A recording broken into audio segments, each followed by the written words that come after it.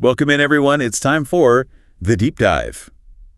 You know, we always say we'd love to get a little deeper into things, and you guys, you really hit us with some fascinating stuff this time. I know, right? These stories you sent over really get you thinking.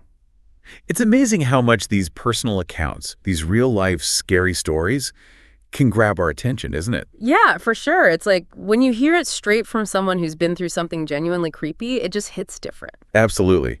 And you folks pointed us towards these 3 episodes from the True Scary Story podcast. And let me tell you, they're packed with these chilling experiences, often tied to family history and the unexplained. Right, and that's what we're going to do today. Dive into them. I'm not just going to rehash the stories, though. We want to explore what makes them so memorable, and maybe even see what insights we can glean about the nature of these uncanny events. Exactly. It's all about looking for those deeper connections, those patterns, those things that make you say, what's going on here? Yeah, like, is there something more to this than just a spooky tale? Right, exactly. Okay, so the episodes we're focusing on today are It Came Up the Basement Stairs and Other Hauntings. That's a mouthful. That is a good one. The Smiling Man from the Woods, and There's a Mimic in the House. Oh, those titles alone just send chills down my spine. I know, right? So good. Okay, so let's start with It Came Up the Basement Stairs and Other Hauntings. This one aired April 2nd, and it features a listener named Michael. Okay. Now, what really struck me about Michael's story was the sheer span of his experiences with the paranormal, or the unexplained, however you want to call it.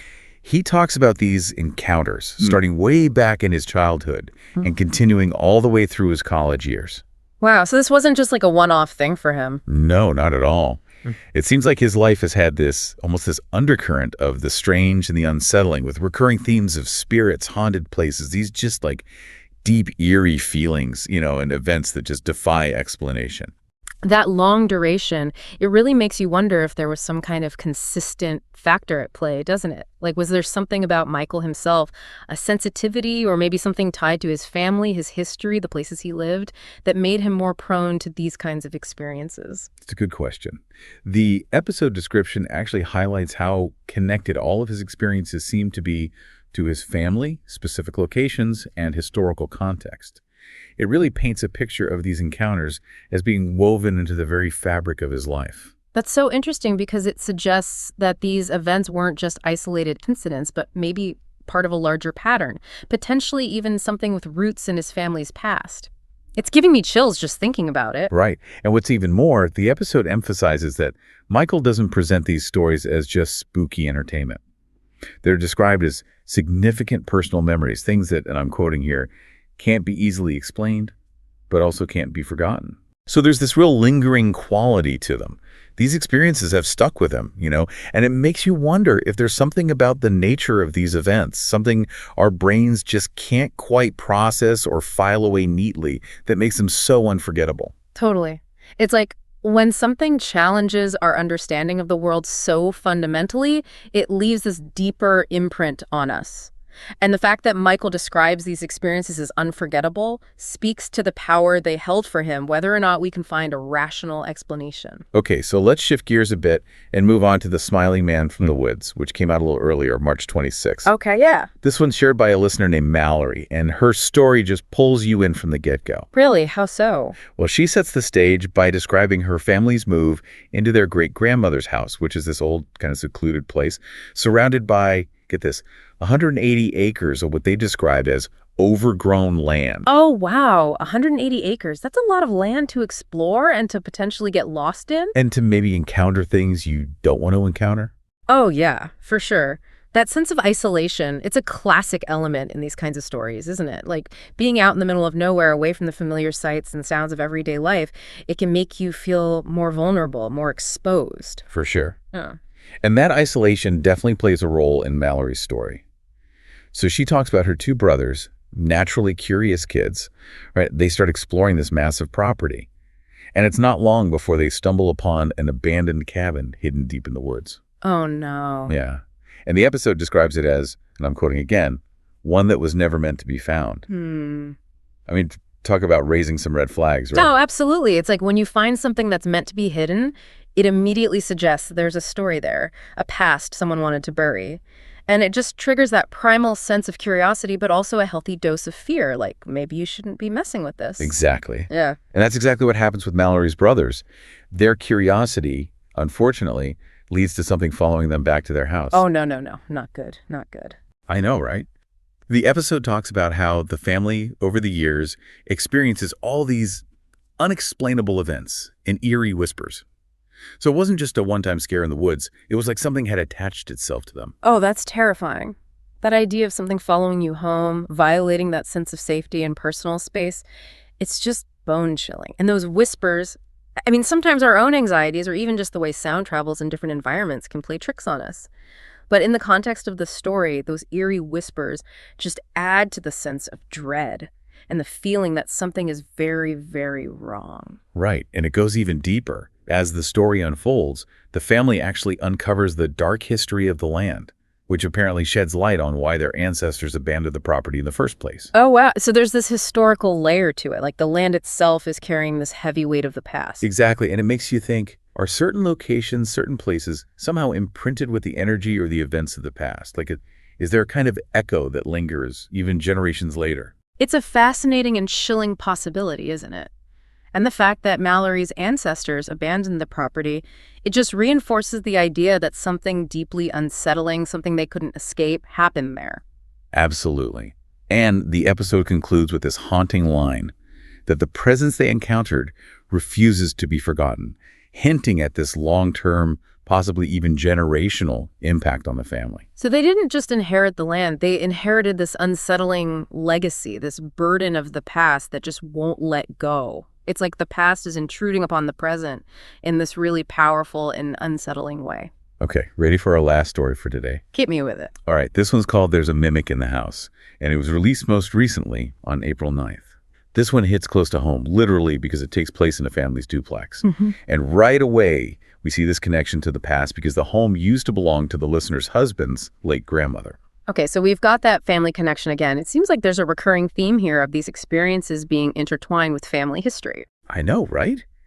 It makes you think about whether there's something about shared spaces, about objects passed down through generations that somehow amplifies these experiences, or maybe even makes people more susceptible to them. It's a good question. Like, is there a kind of energetic connection that links us to the places our families have lived and the objects they've touched?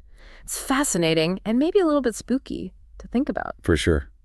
Now, in this story, the strange happenings start off in a very mundane, everyday kind of way. The listener describes hearing her son's voice inside the house one evening. But here's the thing. Both of her kids were outside playing. Oh, that would freak me out. Hearing your child's voice when you know they're not there, it's like something out of a horror movie. Right. It's that sudden disruption of the familiar, that moment when you realize something isn't right that can really get under your skin. Absolutely. It plays on our deepest fears, that sense of something being amiss in our own home, the place where we should feel safest. And this story takes an even more interesting turn. It turns out that the family has captured other paranormal activity on video in the duplex. Okay, hold on. They have it on video. Yeah, apparently so. Specifically, the episode mentions an orb that seems to interact with the listener in real time.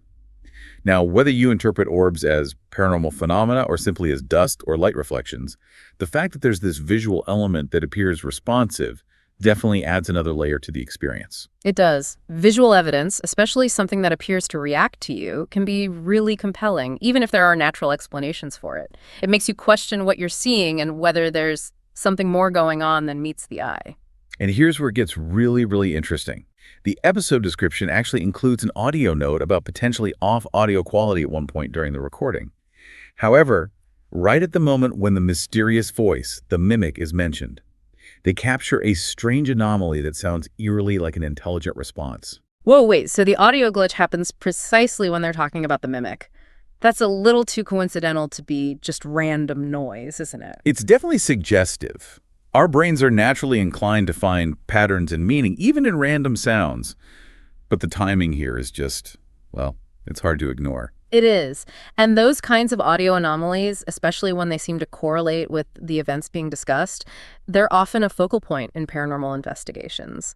It raises questions about intentionality, like, is there something trying to communicate, trying to get our attention? Exactly.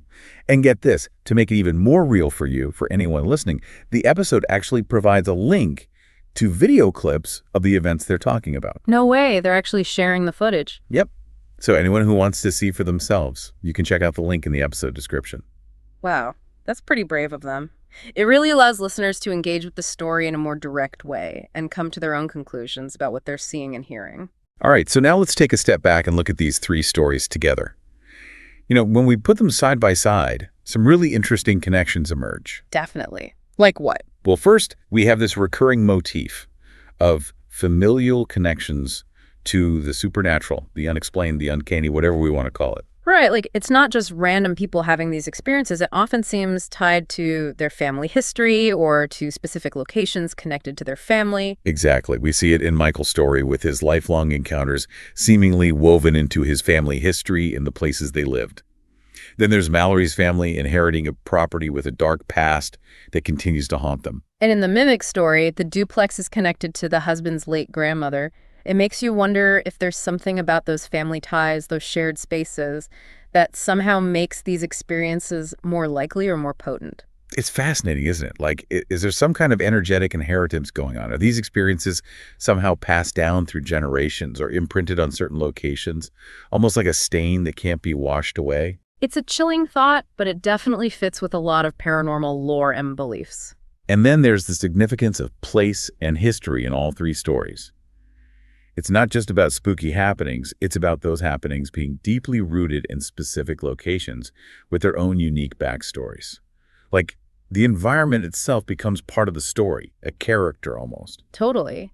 You've got the old family home in Michael's story, the secluded property with the hidden cabin in Mallory's account, and then the duplex with its connection to the husband's grandmother in the Mimic story. These places aren't just backdrops, they feel like active participants in the events, almost like they're holding on to the energy of past traumas or secrets. Right, it's like the past is bleeding into the present, and these places are the conduits. And speaking of the past bleeding into the present, the lasting impact of these unexplained events on individuals and families is really striking. Oh yeah, for sure. It's not just about being scared in the moment. It's about that lingering sense of unease, that feeling that something profound and inexplicable has happened, something that can change the way you see the world. Absolutely. Remember those phrases, unforgettable and refuses to be forgotten. They really highlight the psychological weight of these experiences, that cognitive dissonance we talked about earlier, the feeling that something has shaken your understanding of reality and you can't quite shake it off. It's like our brains are wired to make sense of the world, to find patterns and explanations.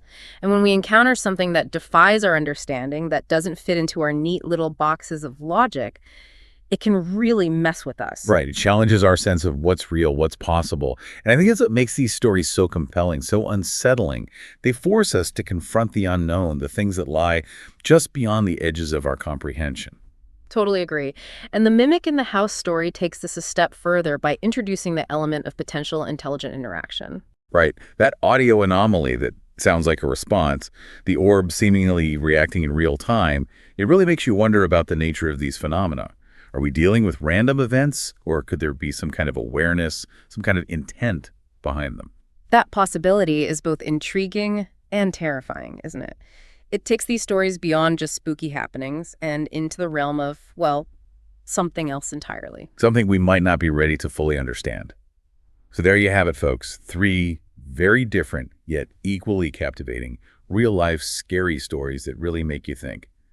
From Michael's lifelong encounters with the unexplained to Mallory's family inheriting a property steeped in a dark past and the bizarre, potentially interactive phenomena in the Mimic story, these accounts offer a glimpse into the unsettling possibilities that exist just beyond the veil of our everyday reality. It's a reminder that the world is full of mysteries, things we can't explain, things that challenge our perceptions and make us question the very nature of what's real.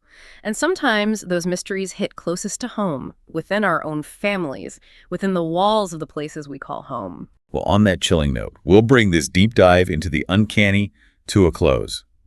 Big thanks to all of you for sending these stories our way, and a huge shout out to the True Scary Story podcast for sharing these captivating accounts. Yeah, thanks again to everyone who reached out and shared their thoughts and experiences. You guys really helped shape this episode. As always, we encourage you to keep exploring, keep questioning, and keep those stories coming. And maybe, just maybe, while you're out there exploring the world, keep an ear out for those eerie whispers and an eye out for those unexplained shadows. You never know what you might find. Sweet dreams, everyone. Sleep tight.